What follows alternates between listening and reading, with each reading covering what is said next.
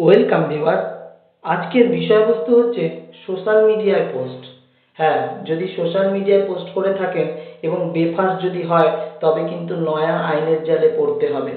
কেন্দ্রের সেই রোষ নজরে বাদ যাচ্ছে না আম জনতাও, অর্থাৎ প্রত্যেককে কিন্তু সেই আইনের জালে ফেলা হচ্ছে। কেন, কি বিষয়? এই বিষয়টি বলতে গেলে একটি বিখ্যাত মন্তব্য কিন্তু মনে পড়ে যাচ্ছে। যদি আমরা দেখি, মানুষ স্বাধীন নয় যদি সরকার দ্বারা নিয়ন্ত্রিত হয়। কেন কেন সরকার নিয়ন্ত্রিত করতে যাচ্ছে? কোন জায়গায় নিয়ন্ত্রণ করছে? Individuals who routinely upload videos to social media, যারা নিয়মিতভাবে ভিডিও আপলোড করে থাকেন সোশ্যাল মিডিয়ায়, মেক পডকাস্ট, বিভিন্ন পডকাস্ট তৈরি করেন, or right about current affairs অনলাইনে বিভিন্ন কারেন্ট অ্যাফেয়ার্স লিখে থাকেন বা পোস্ট করে থাকেন, সেই সমস্ত ভিডিও, পডকাস্ট বা কারেন্ট অ্যাফেয়ার্স যে ধরনের পোস্টে আজ থাকুক না কেন, সেগুলো কিভাবে হবে না, could be classified as digital news broadcaster. সেগুলোকে কিন্তু ডিজিটাল নিউজ ব্রডকাস্ট হিসেবে চিহ্নিত করা হবে according to the new draft of the broadcasting bill, অর্থাৎ ব্রডকাস্টিং বিলের খসড়া অনুযায়ী সেগুলোকে কিন্তু ডিজিটাল নিউজ হিসেবেই চিহ্নিত করা হবে, এমনটাই কিন্তু বলা হচ্ছে। একদমই তাই। এই ডিজিটাল যুগে একটি নতুন পেশাই কিন্তু এই সোশ্যাল মিডিয়া এবং ধরুন কন্টেন্ট তৈরি করা। আমরা এটা দেখছি বিভিন্ন ধরনের, বিশেষ করে ধরুন ইউটিউবার যারা আছেন, বিভিন্ন ইউটিউবার অথবা ইনফ্লুয়েন্সার যারা আছেন, তাদের এটা একটা নতুন পরিচয়।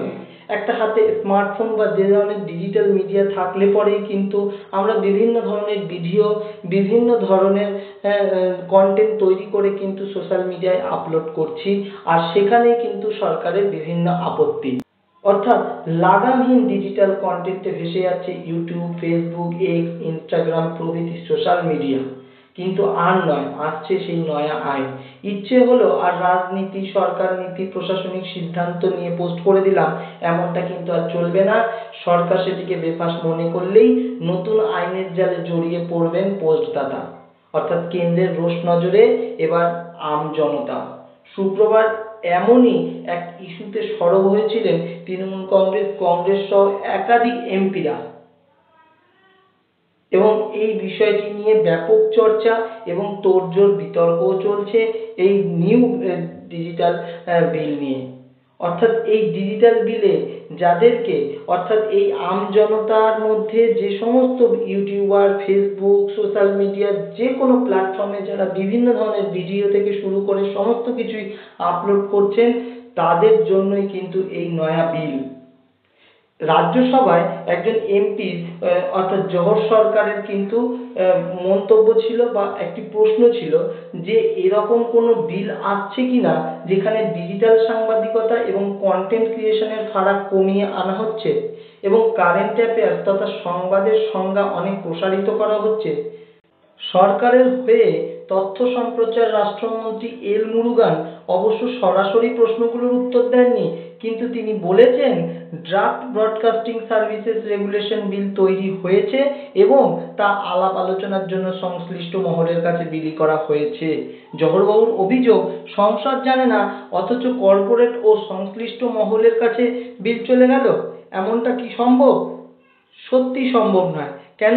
কারণ আমরা জানি না, যদি কোনো বিল আনতে হয় সেই ক্ষেত্রে প্রথমে বিলটি তৈরি করতে হবে এবং বিলটি তৈরি করে তারপরে সংশ্লিষ্ট মহলের কাছে পাঠাতে হবে এবং সংশ্লিষ্ট মহল সেই ক্ষেত্রে বিচার বিবেচনা করবে এবং তা খতিয়ে দেখবে।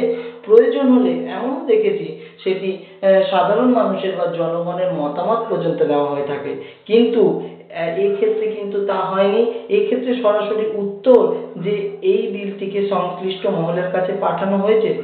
নিউ ড্রাফট ব্রডকাস্টিং বিল রেইজেস অ্যাকাউন্টেবিলিটি সেন্সরশিপ কনসার্নস, অর্থাৎ সেই সংশ্লিষ্ট মহলের কাছে বিবেচনার জন্য পাঠানো হচ্ছে। সেন্সরশিপ কোন ক্ষেত্রে কেমন কি হবে সমস্ত কিছু কনসার্নসের জন্য কিন্তু সেটিকে তোলা হয়েছে সংশ্লিষ্ট মহলের কাছে।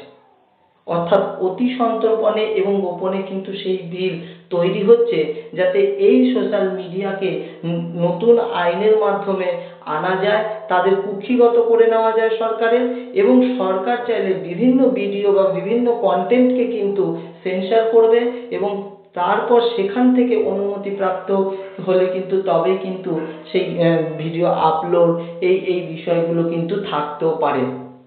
এবং যদি তেমনটাও না হয়ে থাকে তাহলে কিন্তু অবশ্যই যে ধরনের ভিডিও পোস্ট করা হোক না কেন তার সম্পূর্ণ দায় কিন্তু সেই দাতারই থাকবে।